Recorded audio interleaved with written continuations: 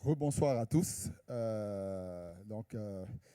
Je suis à nouveau pour ce second panel, transformer l'argent mobile en puissant moteur d'inclusion financière. Sans plus attendre, je vais déjà appeler le premier panéliste qui est là en physique, normalement. Donc, Monsieur Guillaume Malon, conseiller technique au ministère de l'économie et des finances de Côte d'Ivoire. Merci. Sous vos applaudissements. Je vous invite à... Voilà, ici c'est parfait. Ici c'est parfait. Et juste, pour rappel, nous avons également, on les a aperçus rapidement à l'écran au départ, Monsieur Olivier Cranès, partenaire à Afriway Digital au Maroc. Sous vos Oui, bonjour. applaudissements. Bonjour. On peut le faire peut-être apparaître à Bonjour à l'écran. tous. Et Monsieur Youssef Koun, Innovation Leader Afrique et Moyen-Orient à Sopra Banking Software en France. Bonjour. Bonjour, voilà. Donc, ils apparaissent à l'écran maintenant. Donc, je vais m'installer avec vous et puis on aura les autres à côté. Donc, je pense qu'on l'a vu, on a eu une présentation intéressante. Je pense que le mobile money est peut-être en tout cas l'un des plus beaux exemples pour moi de transformation digitale sur le continent. Comment finalement adapter une solution à nos réalités locales et répondre à un vrai besoin, l'inclusion financière. Un vrai sujet. On a su, je pense, apporter sur ces 10 dernières années une réalité africaine en s'appuyant sur nos assets, nos réalités, la pénétration du mobile qui a connu un démarrage fulgurant et qui a été finalement la réponse qui est propre au continent. On a encore aujourd'hui des taux de bancarisation qui peinent en tout cas à passer les 20%, et là où on a une pénétration du mobile money qui peut aller de 50 à parfois 80% sur le continent. Donc des chiffres particulièrement intéressants et des taux de pénétration mobile qui, dans la plupart des pays maintenant sur le continent, dépassent les 100%.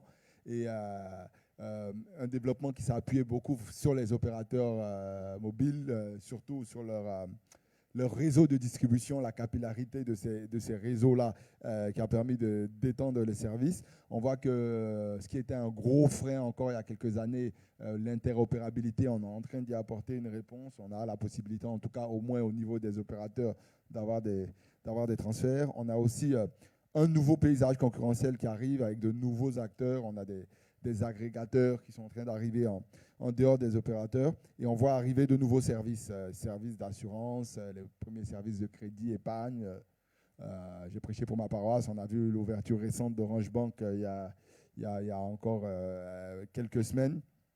Et donc on se dit, il y a une révolution qui s'est passée déjà ces 10 dernières années, qui est encore en marche, qui est encore présente, mais quand on regarde tout de même par rapport au potentiel, quand on regarde ce que peut-être font certains de nos voisins, notamment au Kenya ou ailleurs, on a l'impression peut-être qu'on ne tire pas encore même 100% plein profit de ce potentiel, en tout cas du mobile money, pour vraiment booster cette inclusion financière-là. Donc, pour regarder tout ça et puis ce qu'on pourrait faire, on va donner la parole à nos panélistes. Peut-être je vais déjà commencer par M. Malon qui est là sur place, peut-être déjà pour se présenter et puis présenter un peu peut-être les actions qui sont faites et peut-être la vision en tant que finalement représentant de l'État et du ministère. Merci.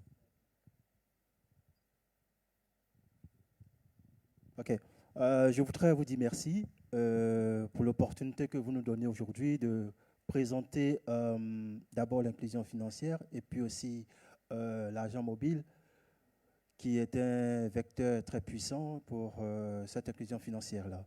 Bien, il faut dire que je suis Guillaume Malin, conseiller technique du directeur général de l'économie au ministère de l'économie et des finances. J'ai en charge tout ce qui est innovation technologique, gouvernance informatique et transformation digitale. Bien. Aujourd'hui, nous constatons que l'argent mobile est en train de vraiment prendre un pas important au sein de notre quotidien, au sein de notre continent. Et au-delà même du continent africain, on commence à constater aussi le continent européen en train de s'y mettre. Bien. C'est quoi l'inclusion financière en fait? L'inclusion financière, c'est l'ensemble des dispositifs mis en place pour permettre à la population exclue ou défavorisée de pouvoir émettre ou bien pouvoir aller sur le marché des produits et services financiers numériques ou non financiers à moindre coût, en fait. Vous voyez, parce qu'aujourd'hui, qu'est-ce que nous constatons? En 2006, la BCAO avait publié une réglementation pour permettre aux établissements non bancaires de pouvoir émettre de l'argent électronique. Vous voyez. Alors, nous avons constaté qu'il n'y avait pas d'engouement. Mais lorsque nous progressons, on constate que dans les années à venir, c'est-à-dire en 2007, 2011, 2012, de 2 millions d'habitants qui avaient un compte actif, c'est-à-dire des adultes, on est passé facilement à 5 millions selon les années. Pour dire quoi? Pour dire qu'il y avait au départ pas de culture d'argent mobile. Pourquoi? Parce que les opérateurs de téléphonie mobile qui étaient présents n'avaient pas encore initié ou avaient initié mais n'avaient pas vraiment fait des campagnes pour sensibiliser l'ensemble de la population de ce qu'il était très utile et important de pouvoir avoir des porte-monnaies électroniques. Voyez. Alors, parce que qu'est-ce que cela voudrait dire? Ça voudrait dire que tant qu'on n'a pas encore d'intérêt à utiliser, on ne connaît pas la valeur que cet outil peut nous apporter en fait. Voyez. Tant qu'on ne connaît pas la valeur, on ne peut pas l'utiliser. Et quand on connaît la valeur, alors on l'utilise en bon escient et ça nous donne une valeur ajoutée probante. Ouais. Alors, au départ, qu'est-ce qui s'est passé? On a dit que l'inclusion financière, c'est pour les populations, c'est pour la population défavorisée, qui n'ont pas de revenus très, très élevés pour pouvoir aller dans les banques traditionnelles pour ouvrir un compte et tout ça. Alors, il faut leur permettre de pouvoir utiliser leurs revenus pour pouvoir faire face à des urgences. Et les opérateurs de téléphonie mobile tels que Orange, pour éviter toute publicité, Orange, MTN et Move ont compris qu'il fallait aller vers ces populations et adapter, selon leur mode de vie, un nouveau type de service financier ou de produit qui allait pouvoir leur permettre de se comporter comme ceux qui ne sont pas défavorisés, qui peuvent aller dans les banques traditionnelles, faire des opérations de crédit débit et aller de l'avant. C'est comme ça que le mobile money a commencé à pénétrer cette population parce que même si le mobile money est un puissant moteur d'inclusion financière, mais il faudrait par ailleurs qu'il y ait une sensibilisation. Il faut que toute la population ne soit plus réticente à l'effet de l'insécurité à laquelle elle pense en fait. Aujourd'hui, avec l'évolution de la technologie, avec tout ce qui est mis derrière, nous savons que faire une transaction d'un point A vers un point B, c'est-à-dire, par exemple, une personne qui est à Abidjan, qui envoie de l'argent à son parent qui est à Boaké via les réseaux Orange ou Move ou MTN, il n'y a pas de problème aujourd'hui et cela se passe très bien. Avant, on ne pouvait pas émettre de l'argent électronique au-delà de 500 000. Aujourd'hui, c'est faisable. Vous voyez, pour vous dire quoi? Pour vous dire qu'avec la confiance que l'État de Côte d'Ivoire, le gouvernement, même la BCAO qui est le régulateur, a émise, la population aussi a commencé à croire à cet outil qui est très efficace. Vous voyez, aujourd'hui, on ne parle plus de population exclue ou défavorisée, mais on parle plutôt des services que cet outil a développés, tels que le paiement des factures, le e-commerce et bien d'autres. Vous voyez. Donc, c'est ce que je voudrais dire pour le moment. Merci beaucoup, M. Malin. Donc, représentant quelque part l'État de Côte d'Ivoire. Je vais donner la parole maintenant à Monsieur Cruanes, donc de Afriway Digital. Je vais vous laisser peut-être vous présenter votre structure et puis rapidement peut-être l'état des lieux que vous faites justement du mobile money. Ok. Ben, merci beaucoup à tous. Olivier Cruanes, je suis partenaire chez Afriway Digital. C'est un cabinet marocain de conseil. Et nous accompagnons depuis 2 ans et demi des établissements de paiement, des établissements de monnaie électronique au Maroc et ailleurs. Donc on a pu à la fois voir, je dirais, des éléments, des aspects juridiques et agréments de ces institutions et surtout travailler sur les aspects techniques, technologiques et business model et revenus derrière. Voilà. Donc, vous m'entendez? Oui, on vous entend très bien. D'accord, ok, je pensais qu'il y avait un problème. Alors, pour compléter la première intervention, moi, je vais plutôt me concentrer sur le fait que, en fin de compte, l'argent mobile a eu un intérêt parce qu'il apporte un avantage, il apporte une valeur de service que une population n'avait pas, parce que s'il faut comparer l'argent mobile, il faudrait le comparer au cash. Et pour moi, cette comparaison, pourquoi? Parce qu'on parle d'inclusion financière et on essaie de ramener tout ce cash qui passe en dehors dans le circuit informel, de le ramener sur le circuit formel et on va dire, d'éduquer une population à tous ces services bancaires, ces services financiers, et donner de l'intérêt à ces services. Donc, moi, je voudrais commencer par dire qu'il faut regarder l'intérêt du cash et pourquoi le cash est toujours quand même un moyen de paiement très utilisé sur le continent. C'est parce qu'il est disponible 24 heures sur 24 et 7 jours sur 7.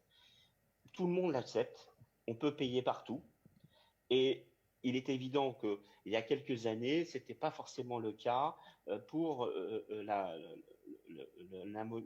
mobile money. Et donc, les infrastructures et les acteurs devaient investir pour arriver à donner cette disponibilité.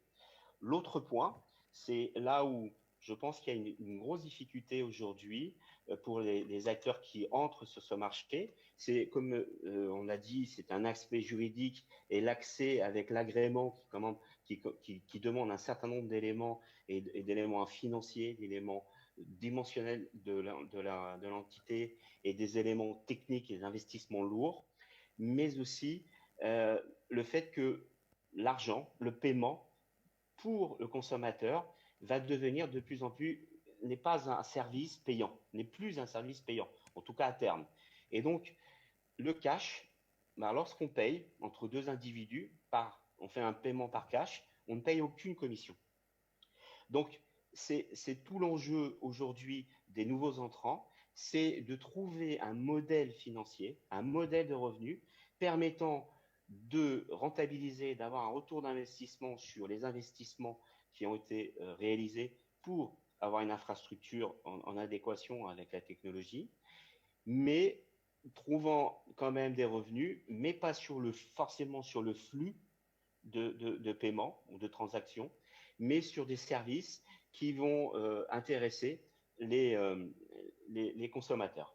Et si on regarde la révolution un peu des néobanques, pour faire un parallèle, on va s'apercevoir que aujourd'hui les néobanques en Europe, aux États-Unis, ont commencé à réussir à prendre énormément de clients aux banques traditionnelles parce qu'elles ont donné un service, un compte, un moyen de paiement gratuitement, facile d'accès, rapidement. C'est un enjeu on va avoir le même enjeu sur le continent africain. Il faut absolument trouver un modèle de revenu pour ces établissements, pour ces services, parce que pour moi, c'est une des difficultés, en tout cas, que nous voyons aujourd'hui sur le Maroc, où on est très présent. on voit que le modèle, on doit le trouver parce que en réalité, tous les services de paiement qu'on va proposer par le mobile sont des services de paiement qui ont concurrentiels par rapport aux autres services de paiement et par rapport au cash. Et donc, il faut absolument avoir très peu de commissions, il faut absolument être disponible et il faut absolument être simple d'accès et trouver ce modèle de revenu. Et c'est, à mon avis, l'un des enjeux et les objectifs de tous ces nouveaux acteurs.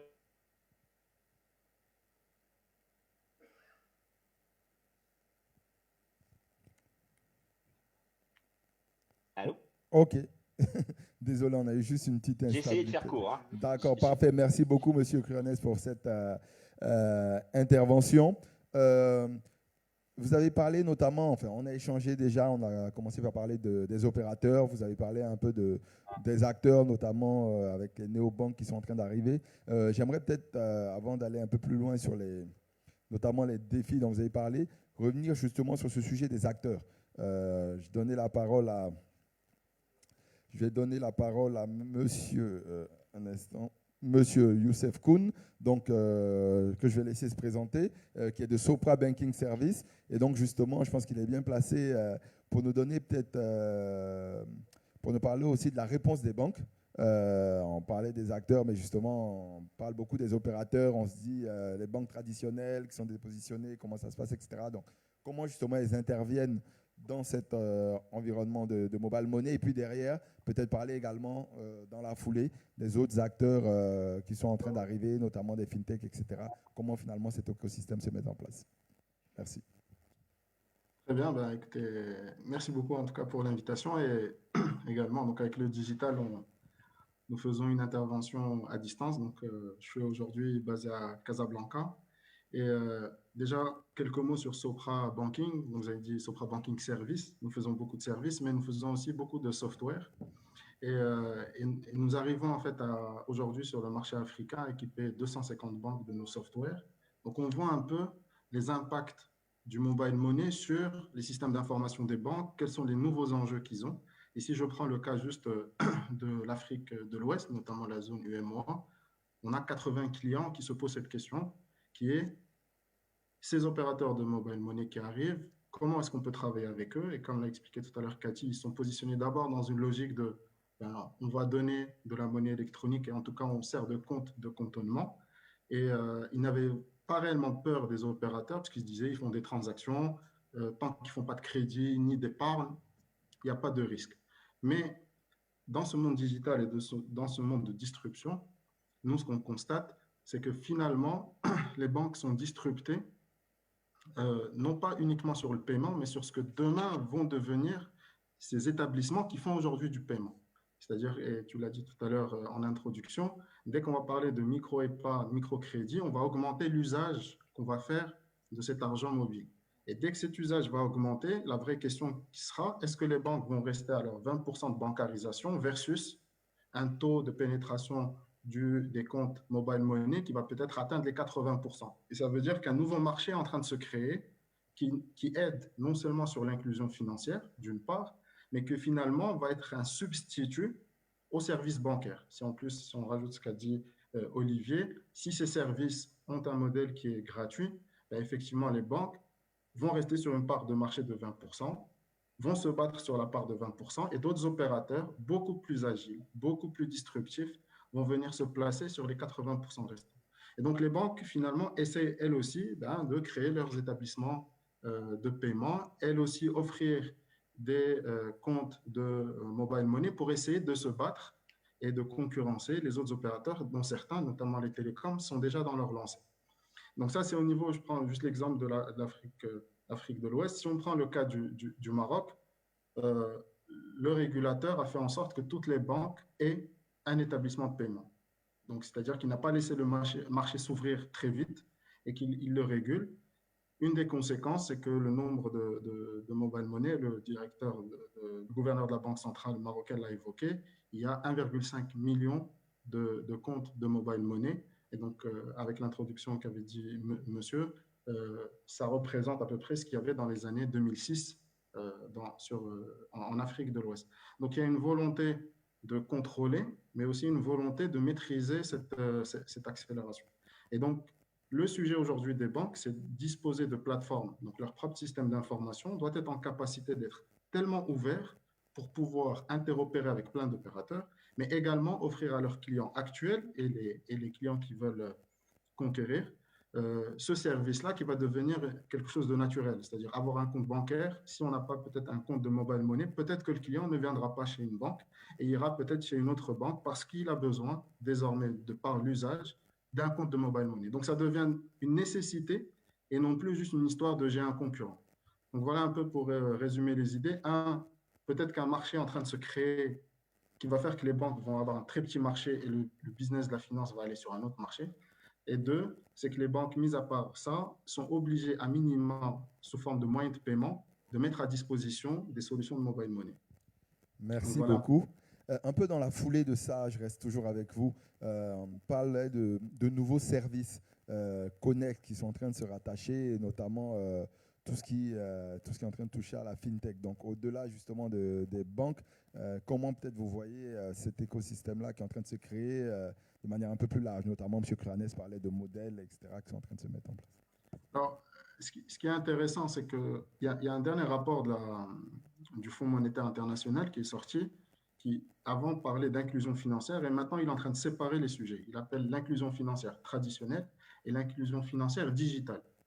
Donc, il va se comparer par est-ce que j'ai les accès en termes de technologie pour accéder à cette inclusion financière et quels sont les usages. Je pense qu'on a parlé de l'usage. On a parlé du cash, quel est son usage, disponible 24 heures sur 24, 7 jours sur 7.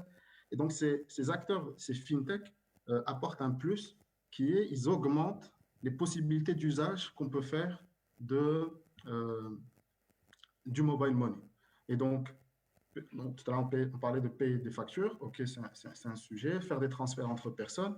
Et désormais, tout à l'heure, on avait aussi le transfert international qui était désormais limité. Donc, les opérateurs ne peuvent pas faire de transferts internationaux. Ben, en fait, vous allez trouver les fintechs qui vont s'engouffrer dans ces options et ces services. Un des premiers sujets, donc, vous pouvez voir aujourd'hui je prends le cas au Sénégal, il y a une fintech qui s'appelle Paydounia, ben, qui va proposer aux marchands qui se trouvent qui font du e-commerce, de leur dire, ben, je vous offre la possibilité de payer par mobile money. Donc ça, donc ils vont avoir un certain nombre de marchands. Vous allez trouver d'autres fintech type Bizao qui, elles, vont permettre à des services digitaux internationaux type Netflix, Deezer, de leur dire, ben, écoutez, vous avez un potentiel de clients sur l'Afrique et désormais, on a un hub, on peut agréger les paiements de type mobile money et donc un client qui se trouve en Côte d'Ivoire pourrait prendre ce type de service alors que le service est exécuté en dehors du pays. Et donc, ces opérateurs, ces fintech vont aussi jouer un rôle que le régulateur est en train de va jouer, qui est l'interopérabilité, servir de hub pour agréger un certain nombre de services financiers et non financiers.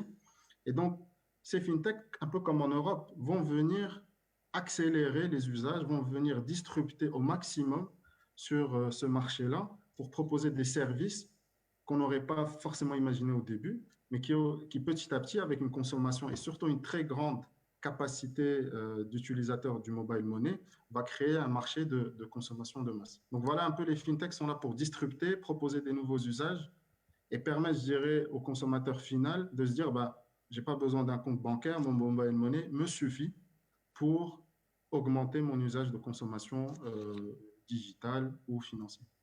Merci beaucoup. Je reviens un peu rapidement, avant de revenir vers vous, je reviens vers M. Cranès qui a parlé un peu de défis tout à l'heure. On voit que c'est un écosystème, un environnement qui semble vertueux et plein d'opportunités. Mais comme je disais en introduction, pour toucher au plein potentiel, on voit qu'il y a encore pas mal de défis. Dans la keynote, on a vu notamment pas mal de sujets autour de la réglementation. Juste pour vous déjà, et puis je vais vous laisser terminer, peut-être est-ce que vous pouvez revenir un peu sur, pour vous, quels sont ces défis et ces enjeux majeurs-là auxquels il faudrait répondre justement pour toucher au plein potentiel? Alors, vraiment, je dirais qu'on a une tendance, c'est qu'on doit produire du paiement, on doit donner un service de paiement qui doit être intégré dans un process naturel et simple. Et tout à l'heure, on parlait, Youssef parlait de services digitaux qu'on pouvait intégrer, donc Netflix, le paiement de Netflix, mais on a aussi Jumia qui est en train d'étudier une solution de paiement aussi, et donc intégré. Donc on est vraiment non plus dans le paiement pour le paiement, mais on est dans un service end-to-end. Et donc on va avoir, et ça je pense que, et je le vois par exemple, on a quelques éléments sur le Maroc, on a ces établissements de paiement qui sont entrés, qui sont pour la plupart des filiales de banques, de groupes bancaires, qui doivent trouver des partenariats avec ce qu'on appelle des agents, c'est-à-dire la distribution de ces produits financiers. Et donc, ces agents, ce sont des commerçants. Et donc, ils essaient de trouver un modèle où ils vont intégrer leur prestation de service à l'intérieur de la prestation même du commerçant. Ça, c'est un premier enjeu. Et on l'a, par exemple, on peut l'avoir avec les épiciers, où on a au Maroc, mais je pense que c'est partout aussi, on a le petit cahier où on fait son ardoise et à la fin de la semaine, on paye l'épicier de tout ce qu'on a acheté. Et ben, c'est la même chose, on peut faire la même chose en digital, on peut le mettre sur le mobile et créer du service et créer de la valeur avec ce service parce qu'on peut intégrer dans l'écosystème d'autres partenaires intéressants. Et entre autres, une des pistes, c'est d'essayer d'intégrer les institutions de microfinance qui apportent l'intérêt d'associer le paiement digital simple et un micro-paiement qui permettrait on va dire, de faciliter la consommation au quotidien, surtout les fins de mois ou dans les périodes un peu difficiles, d'avoir un petit crédit qui permettrait de continuer cette consommation naturellement. Voilà, donc ça, et c'est déjà testé dans certaines régions d'Afrique, ça marche très très bien, et c'est une piste. L'autre élément, c'est que les banques se posent vraiment des questions, les groupes bancaires se posent vraiment des questions, et elles savent que leur segment retail de masse va être énormément touché par ces nouveaux entrants. Parce qu'aujourd'hui, il va falloir donner un service de qualité, de proximité, complètement intégré, mais pas cher. Et les structures bancaires aujourd'hui sont relativement lourdes, trop lourdes pour pouvoir suivre cette tendance. Donc il va falloir se réinventer sur le retail. Et donc, c'est un enjeu majeur. Et puis, troisième élément, mais ça, je pense que vous le savez mieux que moi, ce sont les opérateurs télécoms qui ont un business naturel qui est de transfert de données dans leur tuyau. Et les services financiers, c'est une aubaine parce que plus on va payer par le mobile, plus on va avoir de données qui vont passer par ces tuyaux, plus ça va être intéressant pour ces opérateurs. Donc, les opérateurs sont aujourd'hui, en Afrique, sûrement les mieux placés dans cette période-là pour avoir un business model plus simple à rentabiliser. Mais je pense qu'on va avoir des initiatives, on en a déjà pas mal, de nouveaux entrants qui vont proposer des très petites niches, sur des très petites niches, des profils bien déterminés de clientèle, des services de bout en bout qui incluent le paiement. Et donc, naturellement, les consommateurs vont plus se poser la question d'acheter un service de paiement. Ça va devenir naturellement intégré. Et c'est la stratégie qui est en train d'être mise en place par les mastodontes de l'Internet qui ont compris que le paiement, ça permet de mettre une brique à leur process qui est global et il leur manque cette brique-là. Ils ont encore un peu de difficulté parce qu'il y a des agréments, parce que l'aspect juridique et les contraintes réglementaires sont trop importantes, ce n'est pas dans leur ADN, mais évidemment, ils ont bien compris que le paiement, c'est naturellement inclus dans un process de consommation. Merci beaucoup. Je vais revenir à M. Molan. Donc, dans cet environnement-là, en fait, on parle d'inclusion financière. Il y a du paiement. Je parlais tout à l'heure de nouveaux services, de se dire finalement c'est de crédit, c'est de l'épargne, c'est de l'assurance, c'est beaucoup de choses, c'est de pouvoir faire, même quand on parle de paiement, c'est pas, en fait, sortir des transferts de fonds, faire des paiements marchands, etc. Qu'est-ce, à votre avis, de votre point de vue, qu'est-ce qui manque encore pour tirer le plein potentiel finalement de ce mobile money, et peut-être si vous aurez aussi peut-être des pistes justement de sujet. Ok, je vous dis merci. Déjà, il faut permettre l'accès à ce mobile à un nombre important de la population, parce que aussi assouplir véritablement cet accès-là. Je m'explique. Aujourd'hui, lorsqu'il y a une transaction qui est faite, ce n'est pas la transaction qu'il faut voir, c'est plutôt le coût de la transaction. Alors, il faut revoir à la baisse le coût de la transaction, ça c'est un. Et puis de deux, aussi permettre au destinataire final de pouvoir accéder à cette transaction-là, c'est-à-dire aller récupérer son argent, sans toutefois qu'il y ait un souci de mise en mal du réseau. Parce que qu'est-ce que nous constatons aujourd'hui? C'est vrai que les opérateurs des télécoms font l'effort de pouvoir stabiliser le réseau, mais nous avons des fois des indisponibilités de réseaux qui font que la population qu'on veut intégrer, informée, qu'on veut intégrer dans le formel via les réseaux de mobile money, se pose la question, est-ce qu'ils ont bien fait de pouvoir confier leur argent aux opérateurs, ou bien est-ce qu'il ne faut pas toujours rester dans leur système traditionnel qui est, permettez-moi de l'expression, aller mettre leur argent dans le canari, et une fois qu'ils en ont besoin, ils vont, ils pigent et puis ils prennent pour avancer. Alors, moi, je pense qu'il faut faire ceci. C'est vraiment de faire un clin d'œil aux opérateurs de téléphonie mobile, de pouvoir mettre l'accent sur les infrastructures et permettre à ce que ces infrastructures-là soient stables. Voyez, parce que c'est de bout en bout, en fait.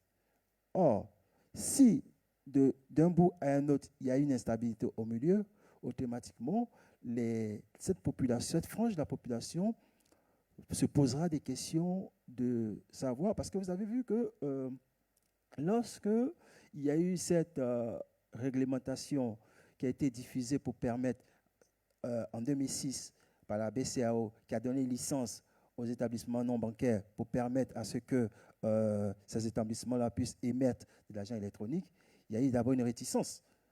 Et c'est au fil de sensibilisation et aussi des différentes crises que ces populations des pays africains ont pu faire confiance à l'utilisation de cet outil-là. Alors, qu'est-ce qu'il faut faire? C'est de leur permettre de savoir qu'ils ont fait un bon choix et que de leur, comme l'a dit l'autre panéliste, qu'il faut faire des services sur mesure adaptés à leur quotidien, en fait. C'est ça, véritablement, la prise en compte de cette population-là.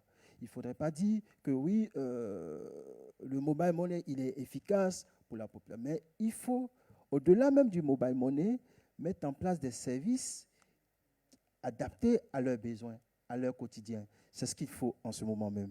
Vous voyez. Merci beaucoup, M. Molan.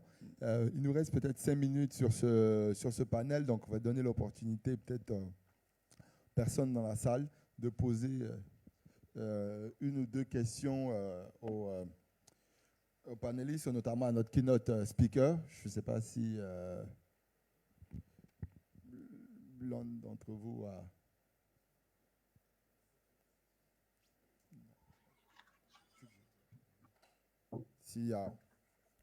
En attendant, peut-être pendant qu'on vous laisse préparer la question, je reviendrai. Je ne sais pas si on peut revenir vers voilà, vers l'écran. Je vais revenir peut-être vers notre keynote speaker qui a peut-être planté le décor justement sur la base peut-être des différentes interventions panélistes. J'aimerais peut-être également avoir votre point de vue sur ce sujet. Vous avez pas mal parlé de... vous êtes revenu notamment sur les différentes contraintes réglementaires de différentes sortes. J'aimerais peut-être au niveau des solutions pour vous, quelles seraient peut-être, s'il y avait quelques actions principales à mettre en place finalement pour booster cette inclusion financière et booster enfin l'atteinte de ce potentiel-là? Alors, l'objectif, ce n'était pas uniquement de montrer les freins, mais d'expliquer comment on pouvait y remédier. Je pense que j'ai écouté tous mes éminents panélistes pendant leur intervention et je pense qu'on a tous la même vision sur le fait qu'effectivement le service doit être adapté aux attentes des populations spécifiques locales et qu'il faut trouver la valeur ajoutée de ce service pour arriver à les convaincre d'avoir confiance et d'adhérer aux offres de mobile money. Ce que la réglementation peut faire de ce point de vue-là, c'est effectivement d'essayer de garder un principe de proportionnalité. Dès lors qu'on parle d'argent et de plus d'argent, il est normal d'attendre un niveau de sécurité technique, réglementaire, lutte contre la fraude qui soit important. Par contre, dans la mise en œuvre pratique, opérationnelle du respect de ces exigences, c'est là où la réglementation doit essayer de faire preuve d'un peu de souplesse pour ne pas être un frein à l'entrée et à l'offre de ces services sur le marché. Et je trouve que c'était très bien illustré tout à l'heure quand j'expliquais justement le cas du problème sur les documents d'identité, sur le justificatif d'identité. C'est de trouver une alternative. On ne dit pas, eh bien, on va faire de l'anonyme. On dit oui, on va faire de l'identifié, mais si je ne peux pas le faire avec la carte d'identité, quels sont les autres moyens avec un niveau de sécurité satisfaisant qui peuvent être mis en place? Est-ce que finalement, le chef du village, qui connaît très bien les membres de son village, en effectuant une déclaration sur l'honneur, ne remplit pas cette même exigence de vérification de l'identité? Est-ce que ce n'est pas suffisant sur un premier niveau? Après, effectivement, en fonction du risque et des services complémentaires qui pourraient être mis et des seuils de transactions dont on va parler, on pourra demander des éléments complémentaires renforcés. Mais c'est vraiment, je pense, le point essentiel. Si j'avais un mot, ça serait proportionnalité. Parfait. Merci beaucoup pour cette intervention. Donc, proportionnalité. Donc, je passe la parole au maître de cérémonie. Oui, j'ai deux questions. Enfin, j'ai plus de 2 questions, mais je vais en poser 2 avec le timing que l'on a, qui nous viennent directement de la plateforme digitale. Donc, la première question, elle est plutôt pratique. Aujourd'hui, le mobile money et plus rapidement le transfert de fonds sont des services extrêmement intéressants. Cependant, les réseaux sont souvent confrontés à des problèmes de perturbation de la connexion. Est-ce que vous pouvez nous éclairer un petit peu sur ce problème technologique? Je ne sais pas si vous pouvez. Ok. Bien, je vais m'essayer. Ce que je voudrais dire, c'est que nous avons ici une solution qui est en train d'être trouvée par les opérateurs, qui est de quoi? Si vous avez constaté, à chaque fois, nous recevons des messages pour dire que leur plateforme est en pleine maintenance. C'est en fait, c'est élargir le débit. Je vais faire une chronologie. Hein. Vous voyez, on est parti de 2006, où il y a eu le régulateur national et sous-régional, qui est la BCAO, qui a permis à ce que les établissements non bancaires puissent émettre de l'argent électronique. Bien. Et de 2006 à 2011, on était dans la moyenne de 3 millions d'adultes qui avaient des comptes actifs. On ne parlait pas de perturbation du réseau, vous voyez, parce que les infrastructures existantes étaient adaptées. Bien. Il y a eu une crise, vous voyez, et quand je faisais mes recherches, j'ai constaté qu'en Afrique, l'engouement est parti toujours de ce qu'il y a une crise quelque part. Nous savons le précurseur de ce mobile money qui est le Kenya. Lorsque le Kenya a lancé l'opération mobile money chez lui, il n'y avait pas eu encore d'engouement, mais quand il y a eu la crise, il y a eu cet engouement-là. Vous voyez, au début, c'est le Kenya qui est le premier pays. Aujourd'hui, c'est la Tanzanie, vous voyez, qui est le premier pays, et le Kenya est passé deuxième pays, vous voyez. Je ne parle pas de l'Afrique en général, je ne parle pas de l'Afrique de l'Ouest ni de l'Est, non. L'Afrique en général, vous voyez. Maintenant, au niveau de l'Afrique de l'Ouest, la Côte d'Ivoire qui a une économie dynamique, aujourd'hui a permis à ce que, à travers les opérateurs qui sont présents, de permettre cette interopérabilité et ce transfert international d'argent. Mais alors, qu'est-ce qui se passe? Il faudrait pouvoir adapter les infrastructures réseau, télécom, comme les infrastructures qui permettent le transfert d'argent. Nous avons dans cette dynamique plusieurs acteurs. Nous avons un premier acteur, les opérateurs, et puis les agents mobiles. Vous voyez, il peut arriver que l'opérateur même n'ait pas son infrastructure défaillant, mais l'agent mobile est... Parce que, qu'est-ce qui se passe? L'agent mobile, le consommateur a un porte-monnaie électronique et son smartphone. Mais si ce smartphone est défaillant, il va s'avérer qu'il va y avoir perturbation de réseau. Vous voyez. Donc, qu'est-ce qu'il faut faire? C'est vrai que les opérateurs de téléphonie mobile qui sont en train de se transformer en banque, parce que c'est ce que nous sommes en train de constater, vous voyez, de par Orange Bank. Alors, il faudrait qu'ils mettent l'accent sur la qualité de service, en fait.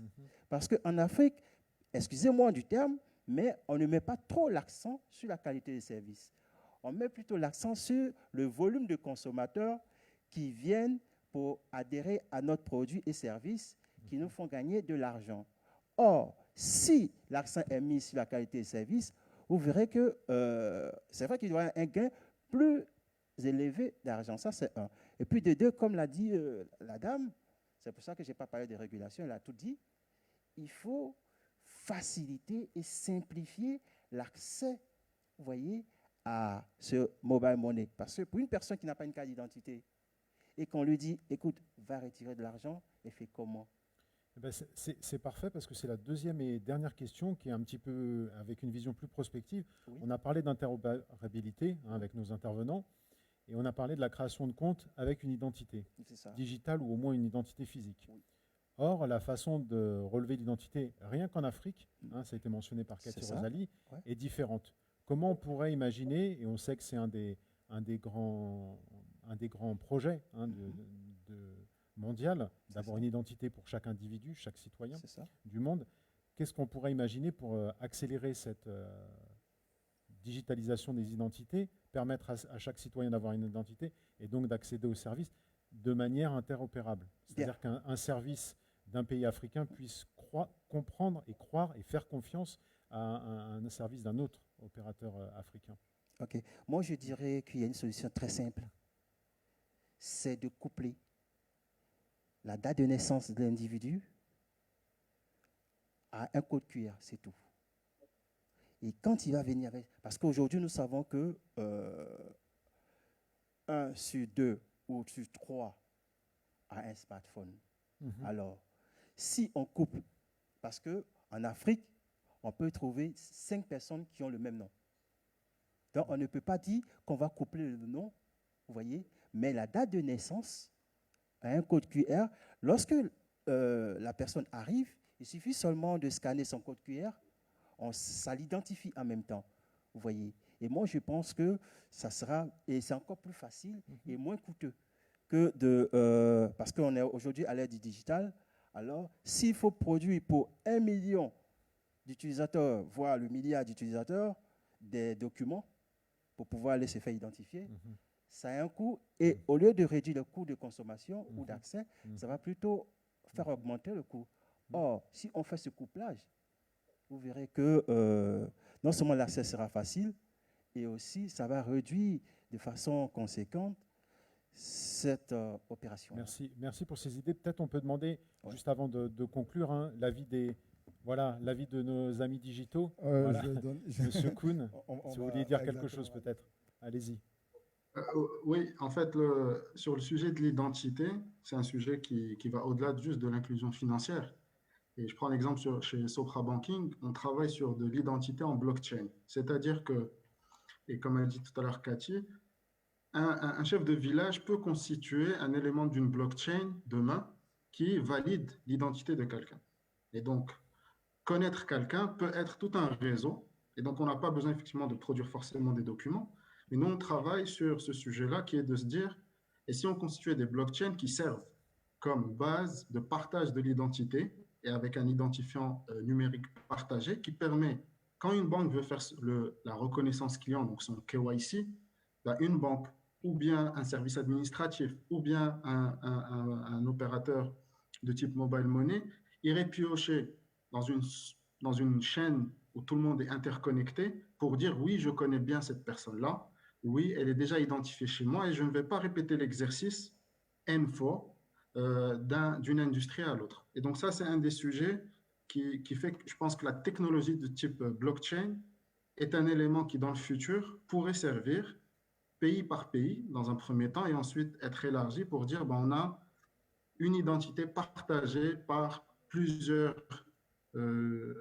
nœuds et chaque nœud valide. Et comme je vous dis, un chef de village pourrait demain recevoir une notification lui disant est-ce que telle personne, vous la connaissez? Il va dire oui parce que c'est un tiers de confiance qui fait partie d'une blockchain pour valider l'identité. Donc ça, c'est voilà, si on se projette plus loin, c'est vraiment aller jusqu'à la technologie maximale. Et aujourd'hui, la blockchain offre ce type de capacité.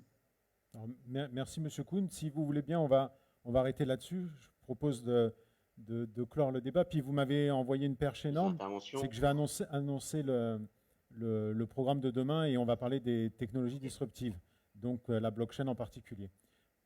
Vous vouliez dire un dernier mot et après on se quitte? Non, voilà, il y a déjà eu des banques qui ont essayé de traiter ce sujet de l'identité à l'ouverture, en associant avec la biométrie. On peut associer bien sûr la blockchain. Et évidemment, c'est vrai qu'on a vu, par exemple, en Europe du Nord, maintenant tout le monde a une identité QR code. Donc, comme pour les cartes de visite où on scanne le QR code, ben, c'est exactement la même chose et on crée et c'est beaucoup plus simple et je pense que c'est plutôt l'avenir parce qu'aujourd'hui, toute la technologie est là pour répondre aux difficultés que nous avons sur certains sujets. Merci beaucoup. Merci Cathy Rosalie. Merci à tous. Merci Habib. Merci beaucoup. Je vous remercie pour cette journée passionnante. Et je vous donne rendez-vous pour ceux qui ont fait l'effort de rester jusqu'au bout. Je vous donne rendez-vous demain à 9h, ici, même endroit. Bonne soirée. Au revoir. Au revoir. Merci beaucoup. Au revoir.